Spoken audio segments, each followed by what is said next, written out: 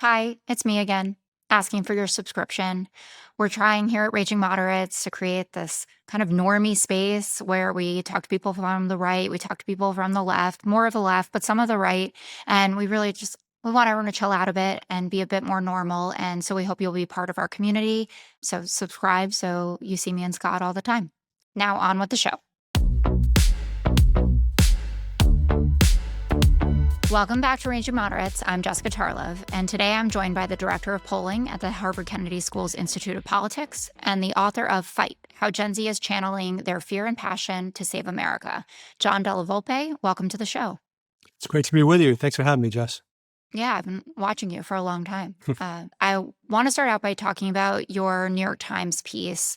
Obviously, the big story of this week is the fallout from the terrible assassination of Charlie Kirk. His politics, divisive, no doubt, but his ability to connect with young men in particular is something that Democrats can't afford to ignore. You dove into this in your New York Times piece, talking about this network of belonging before ideology that Charlie built.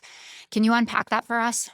Yeah, sure thing. I think it starts with understanding Charlie's perspective as a young teenager. Growing up in the suburbs of Chicago, feeling I think isolated as a young conservative during the era of Obama, and didn't really find connection. I think that probably was a strong indicator of what he wanted to build as he got older, and essentially that's what he did. This is a generation, Gen Z, where I would argue 2/3 have a shared set of values that tend to be more progressive. And he was trying to create a space, and he did it across hundreds and hundreds and hundreds of high schools and college spaces where young conservatives or people not fully brought into progressive politics had a space to connect with each other, not just about politics, but first around a sense of belonging. And I think his greatest, to me, again, we're not going to defend the divisive rhetoric or make excuses for that, but his ability to provide people an opportunity to speak and for him to listen is just a simple lesson that we can pull away from this that I wish Democrats invested more in. Yeah, I totally agree with you. And I first met Charlie when he was 18, 19 years old and starting out in building Turning Point, feeling that college was not the right place for him. And that's something that you hear a lot from young people. I'm raising Gen Alpha girls. I have a 3.5-year-old and a 1.5-year-old. So we're a ways away from it. But everybody that I talk to in education says it's not going to be the same by the time your kids are going off. That's right. And that is just one example, Jessica, of the pressure that so many young people face. I talk in the piece, and I conducted literally dozens of focus groups with young men across every conceivable subgroup over the course of the first half of this year.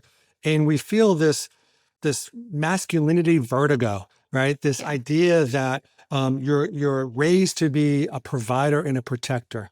But if the institutions have let you or us down, and you're not able to fully provide for yourself in terms of having any significant kind of financial stability, specifically around housing, then that eats away at your confidence, and you're not able to kind of fulfill what you believe should be your destiny in terms of being a provider if you can't be one for yourself. That's one.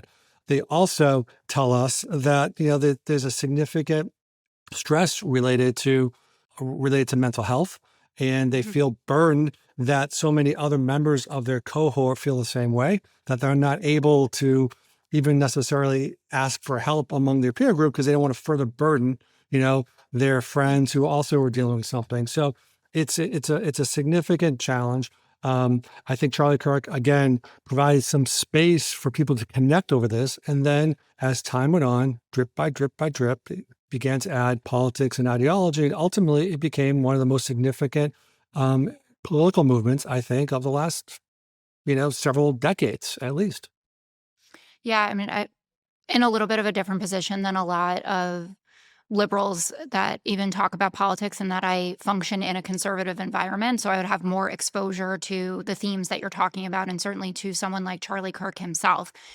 I grew up as an elder millennial, always feeling like Democrats were on top of it and the most organized, right? And that was the reputation certainly coming out of the Obama campaigns. Like, we're the ones that know that you want to get a text message. And so we've got it all figured out.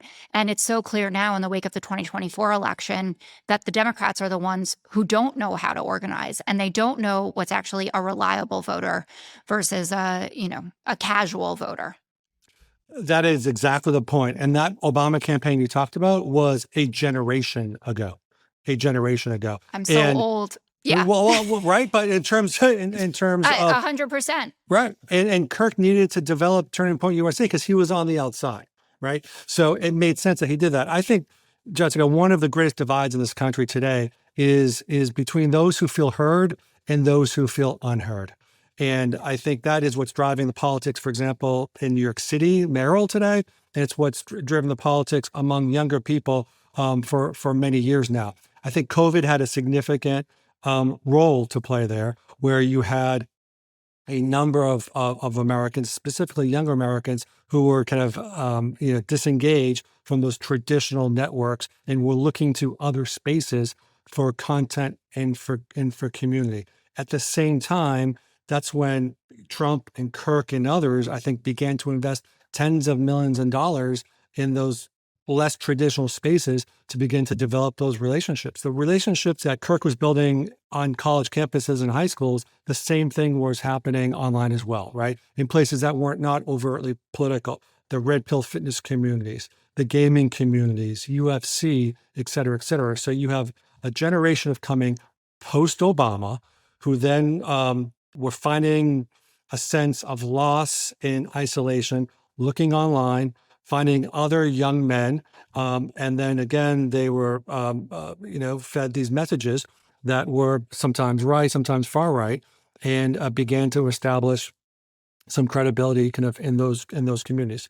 That's, I think, kind of what was happening. Whereas Democrats, in my view, were focused too much on, quote, the analytics. Analytics, as a pollster, incredibly important. But just because an 18 to 24-year-old who say they're undecided voted for the Democratic ticket 4 years ago does not mean that will happen again, especially with younger voters who every cycle bringing in life experiences that are unique to them that are driving how they vote politically. You cannot take that for granted, obviously. Yeah.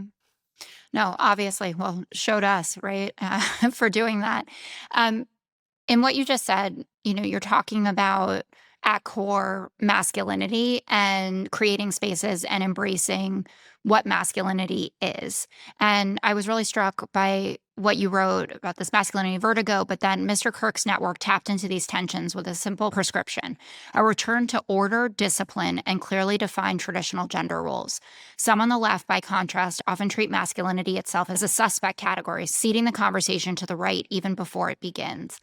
And no, a lot of your piece resonated, but that perhaps the most to me, because this moment that we're in, where obviously Democrats know that they have a lot of work to do, and you have Obama out there being like, don't treat men like shit all the time. Like it's okay to be traditionally masculine, you have to listen to people, etc.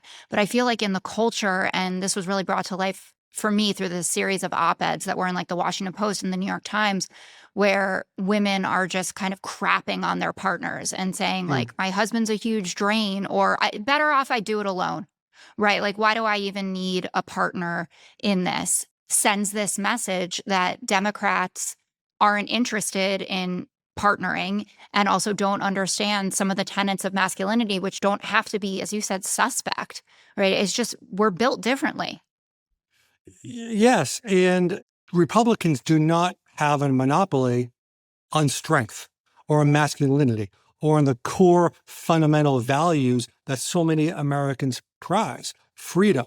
Okay. There's a Republican, there's a Charlie Kirk version of how he talks about freedom, but there's also a Democrat perspective on that. And Pete Buttigieg talked about it years ago, right? The freedom to work hard and to be able to afford an opportunity to live in an apartment or own a home, the freedom to be educated without significant debt, the freedom to raise a family in your hometown if you work hard, the ideas of opportunity, of faith, et cetera. There were tremendous amounts of opportunity for Democrats to reposition the traditional tenets that Kirk did, that the right does, or that the definitions of what it means to be a man today. And perhaps the biggest opportunity is to really unpack what Donald Trump promised just several months ago. He promised to create opportunities to allow men to be more masculine, to have more success, to be more financially stable, to provide for others.